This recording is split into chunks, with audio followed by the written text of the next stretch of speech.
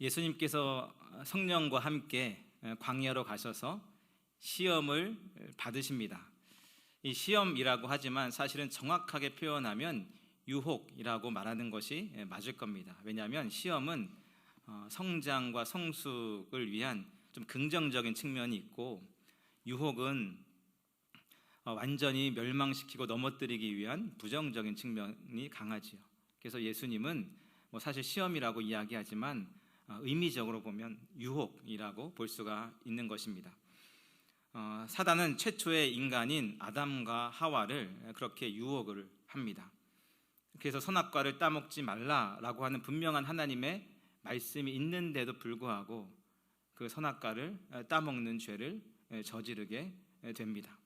그러니까 사단의 유혹에 넘어가 실패하게 된 것이지요. 그리고 인간의 대표로 오신 예수님께서 동일하게 그 사단의 시험 앞에 서 있습니다. 그리고 돌로 떡을 만들어 먹으라 라고 하는 그 사단의 유혹에 승리하시지요. 그러니까 사명을 위해 살지 말고 필요와 욕망과 욕심을 위해 살라라는 그 요구에 거절을 하신 것입니다. 우리도 지금 끊임없는 그런 유혹 앞에 서 있습니다. 사명을 위해 살 것인가, 아니면 나의 필요를 위해 살 것인가? 사명을 위해 살 것인가, 아니면 나의 욕심과 나의 욕망을 위해 살 것인가? 여러분, 우리는 어떻게 살아야 하는 것입니까? 예수님의 승리가 곧 우리의 승리가 될 수 있기를 바랍니다. 그래서 예수님이 승리하신 것처럼 우리도 수많은 유혹에서 승리하며 살아가는 우리 모든 성도님들 되시길 바랍니다. 그 시험이 끝나자마자 오늘 5절의 말씀이 이어지는데요, 5절 말씀 보시면 이에라는 단어로 시작하는 것을 알 수 있습니다.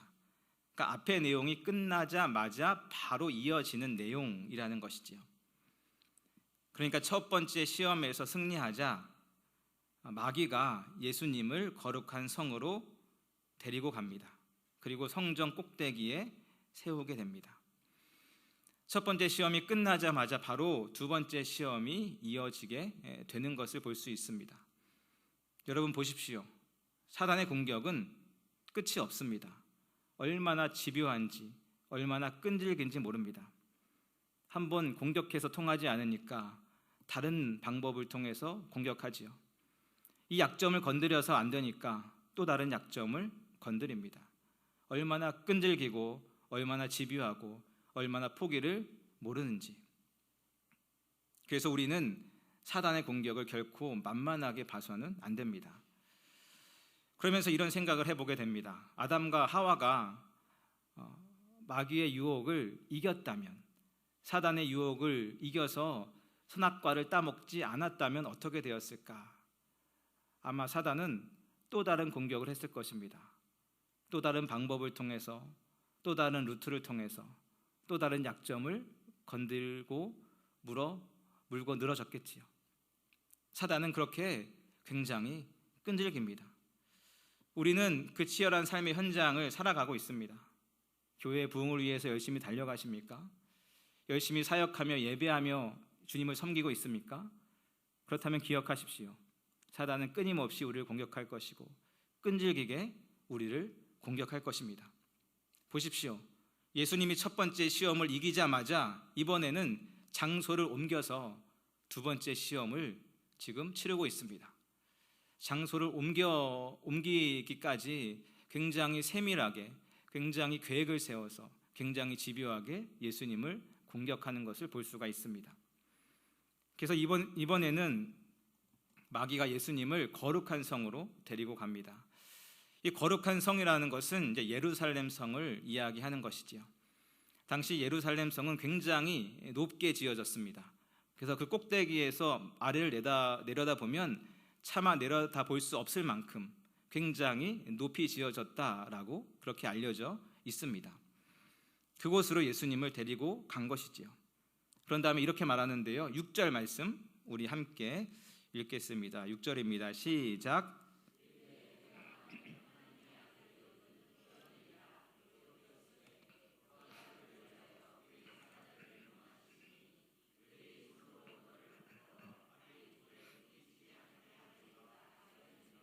아멘.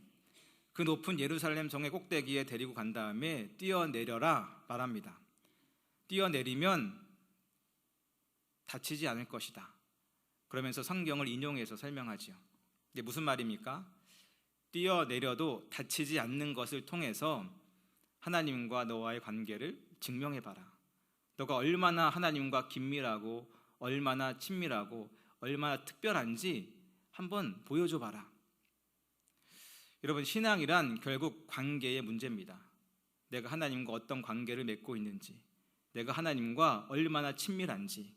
사실 신앙은 관계의 문제지요. 우리 인간관계도 그렇지 않습니까? 부부 간의 관계, 부모와 자녀 간의 관계, 그리고 형제들과의 관계, 그리고 성도와 성도 간의 관계가 아주 중요합니다. 그것이 무너지면 어떻게 됩니까? 관계만 무너지는 것이 아니고 관계를 둘러싼 모든 것이 다 한꺼번에 무너지게 되어 있습니다. 관계는 마치 건물의 기초와도 같습니다.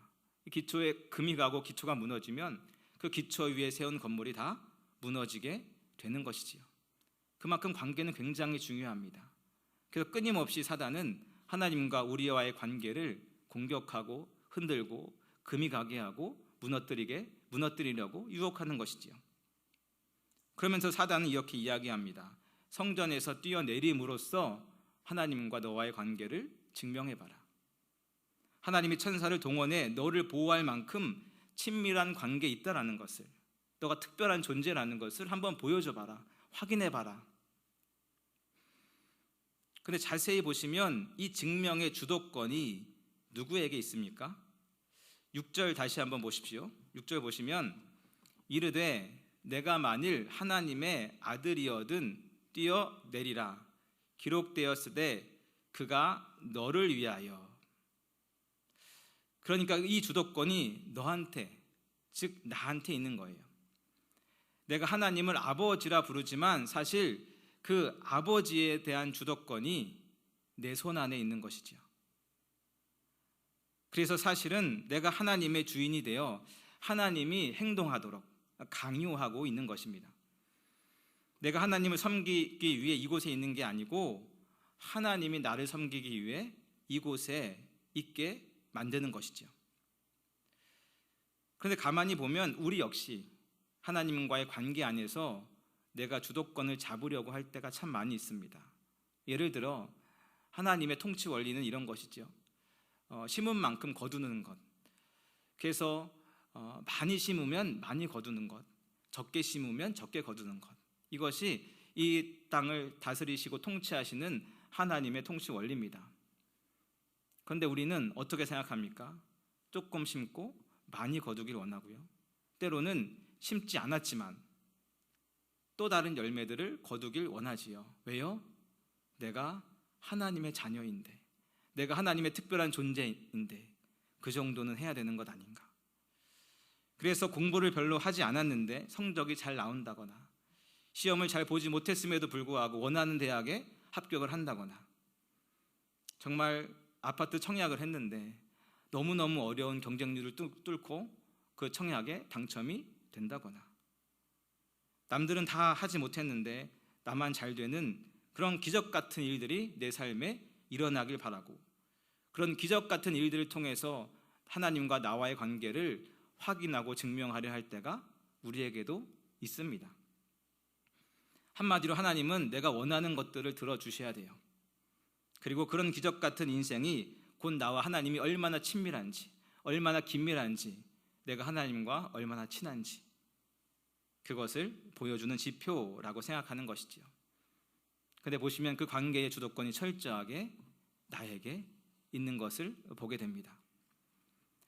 하지만 하나님과의 나와의 관계는 내 인생의 기적 같은 일들이 얼마나 많이 일어나는가, 얼마나 자주 일어나는가, 그것을 통해서 확인되고 증명되는 것이 아닙니다. 그래서 7절에서 예수님은 뭐라고 말씀하십니까? 예수께서 이르시되 또 기록되었으되 주 너희 하나님을 뭐 하지 말라고요? 시험하지 말라고요. 이 말씀은 신명기 6장 16절을 인용한 말씀인데요, 우리 신명기 6장 16절 함께 읽겠습니다. 시작.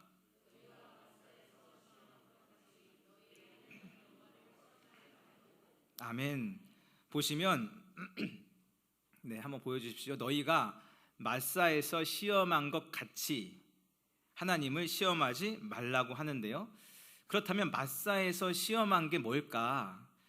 네, 출애굽기 17장에 보면 이스라엘 백성들이 애굽에서 나와서 그 르비딤이라는 곳에 도착을 합니다. 거기서 장막을 치게 되는데요. 이제 물이 없습니다. 마실 물이 없는 거예요. 그러자 백성들이 이제 원망을 하게 되죠. 아니, 나와 내 가족과 내 가축들이 먹을 물이 없다. 왜 우리를 애굽에서 나오게 해서 물이 없어 이곳에서 죽게 만드느냐, 이렇게 원망과 불평을 하게 됩니다. 그러자 모세가 하나님의 명령대로 반석을 치게 되고 그렇게 물이 나오게 되고 그 물을 백성들이 마시게 되지요. 그리고 나서 17장 7절, 출애굽기 17장 7절에서 이렇게 말씀하는데요. 우리 한번 17장 7절 말씀을 읽겠습니다. 시작.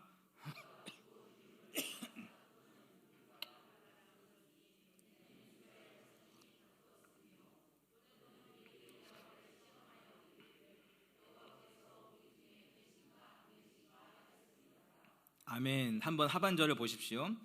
그들이 여호와를 시험하여 이르기를 여호와께서 우리 중에 계신가 안 계신가 하였음이더라. 그러니까 이스라엘 백성들이 하나님을 뭐 했다고요? 시험했습니다. 어떻게요? 하나님이 우리와 함께 계신지 안 계신지 한번 시험해 보자, 이렇게 한 거예요. 그러니까 하나님이 우리와 함께 계신가? 어떨 때는 그런 것 같기도 하고 어떨 때는 안 계신 것 같기도 하고 아리송하다, 잘 모르겠다. 그러니까 한번 우리 시험해 보자. 그렇게 시험을 하는데 어떻게 시험을 합니까? 물을 통해서 시험을 하는 거예요. 지금 물이 없습니다. 그리고 물을 얻을 수 있는 상황이 아니에요. 그런데도 불구하고 우리에게 물이 생기면 하나님이 우리를 사랑하는 거야. 하나님이 우리와 함께 계시는 거야. 그런데 물이 생기지 않으면 하나님이 우리와 함께하지 않는 거야. 하나님이 우리를 사랑하지 않는 거야. 이렇게 하나님을 시험한 거지요. 그러니까 하나님이 나와 함께 하는지 함께 하지 않는지를 어떻게 확인하고자 하는 것입니까? 나의 필요가 채워지는지 채워지지 않는지를 통해서요. 나를 둘러싼 문제가 해결되는지 해결되지 않는지를 통해서, 내 인생에 기적이 일어나는지 기적이 일어나지 않는지를 통해서 하나님이 나와 함께 계신지 안 계신지를 시험하려고 했던 것이지요. 그것이 출애굽기에 나와 있는, 신명기에 나와 있는 그 시험에 대한 이야기입니다. 그러니까 이것은 철저히 누구 중심의 시험, 누구 중심입니까? 내 중심이에요, 내 중심. 내 소원이 이루어지면 하나님이 나와 함께 있는 거고, 내 소원이 이루어지지 않으면 하나님이 나와 함께 계시지 않는 거다. 여러분, 세상에 이런 이기적인 기준이 어디 있습니까? 철저하게 그 관계의 주도권이 나에게 있는 거지요. 그래서 예수님은 이렇게 하나님 시험하지 말라, 이렇게 이야기하는 거예요. 너가 지금 하나님 이렇게 시험하고 있는데 이렇게 하나님 시험하는 거 아니야, 이렇게 말하고 있는 거죠. 그러니까 내가 원하는 대로 인생이 되어짐을 통해서 하나님과의 관계를 증명하려고 하지 말아라, 이렇게 말하고 있습니다. 여기서 제가 질문 하나 여러분께 드리겠습니다. 여러분 어떠십니까? 여러분은 하나님과의 관계가 어떠십니까? 하나님과 깊은 관계를 맺고 있습니까? 하나님과 친밀하십니까? 하나님의 사랑을 느끼고 계십니까? 무엇을 통해서, 무엇을 증거로 그렇게 말씀하실 수 있는 것입니까? 사실 우리 역시 하나님이 내 소원을 얼마나 잘 들어주시는가를 통해서 확인하려 들 때가 많이 있습니다. 그래서 내가 기도한 것들, 그러니까 내가, 내 자녀가 원하는 학교에 들어가는지, 원하는 직장에 들어가는지, 나를 둘러싼 문제들이 해결되는지, 내 질병의 문제가 해결되는지, 내 재정의 문제가 해결되는지, 내 소원이 하나님이 들어주시는지, 들어주시면 하나님이 친밀하게 느껴지는 거고, 들어주시지 않으면 하나님이 멀게 느껴지는 거지요. 아무리 기도해도 나의 소원이 이루어지지 않고, 여전히 나의 문제가 해결되지 않고, 여전히 내 주변에 둘러싼 문제가 나를 힘들게 하고 있다면 하나님과의 친밀한 관계가 느껴지지 않는 것처럼 우리가 생각할 때가 얼마나 많이 있습니까? 우리는 예수님이 당하시는 시험을 보면서 그렇게 생각합니다. 에이, 설마 이 시험에 누가 빠지겠어? 그 꼭대기에서 떨어지라고 한다고 누가 떨어지겠어? 말도 안 되는 시험이지. 그런데 사실 우리는 그 꼭대기에서 수도 없이 떨어지고 또 떨어집니다. 하나님, 이번에 내 기도 안 들어주시면 하나님 안 계신 겁니다. 이 문제 해결해 주시지 않으면 하나님 나 사랑하지 않는 겁니다. 이 어려움 해결해 주시지 않으면 나 이제 그만할랍니다. 이 문제 해결해 주시지 않으면 나 이제 기도 안 하겠습니다. 이 문제 해결해 주시지 않으면 나 이제 그만 이 사역 내려놓을랍니다.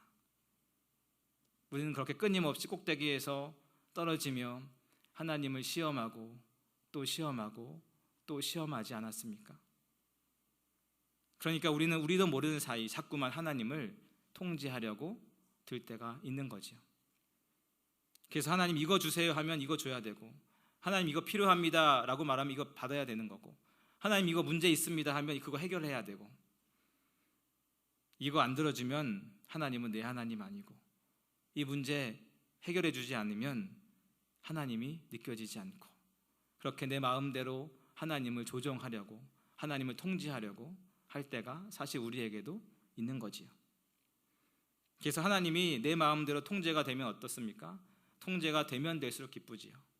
하나님이 내 마음대로 통제가 되면 될수록 하나님이 나를 더 사랑하시는 것 같고, 하나님이 나에게 더 친밀하게 느껴지는 것 같습니다. 그런데 하나님이 내 마음대로 통제가 안 되면 화가 나고 서운하고 하나님이 멀게만 느껴지는 것이지요. 여러분, 내 소원의 성취가 하나님의 사랑의 증거가 아님을 기억하십시오. 내 소원이 이루어지는 것이 하나님과의 관계를 증명하는 것이 결코 아닙니다. 보십시오. 예수님의 대답은 단호합니다. 주 너의 하나님을 시험하지 말라. 한마디로 그런 증명 필요 없다라는 거예요. 그런 증명 없어도 나와 하나님과의 관계는 돈독하다. 나와 하나님과의 관계는 친밀하다. 나는 하나님의 사랑받는 그런 존재다. 내 삶에 기적이 일어나지 않는다 할지라도, 내 소원이 이루어지지 않는다 할지라도, 나를 둘러싼 여러 가지 문제가 여전히 해결되지 않는다 할지라도 나는 하나님의 사랑을, 하나님과 나와의 관계를 의심하지 않는다. 예수님이 이 말씀하시는 거예요. 여러분, 내 소원의 성취가, 내 문제의 해결이 하나님이 나를 사랑하신다라는 증거가 아니라 바로 십자가가 하나님이 나를 사랑하신다는 확실하고도 강력한 증거임을 믿으십시오. 마귀가 예수님을 높은 곳에 데리고 가서 시험한 것처럼 우리 역시 끊임없는 그런 유혹 앞에 놓이게 됩니다. 너의 삶으로, 너의 형통함으로, 너의 성공으로, 너의 기적들로 하나님과의 관계를 증명해 보라고 끊임없이 우리에게 유혹하지요. 하지만 하나님의 사랑을 증명하는 방법은 십자가 하나면 충분합니다. 그래서 로마서 5장 8절은 이렇게 말씀하는데요. 우리 로마서 5장 8절 말씀 우리 함께 읽겠습니다. 제가 한번 찾아보겠습니다. 로마서 5장 8절.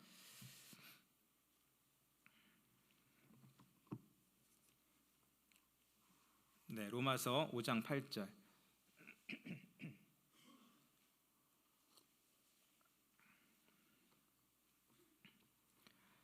네, 로마서 5장 8절 함께 읽겠습니다. 시작.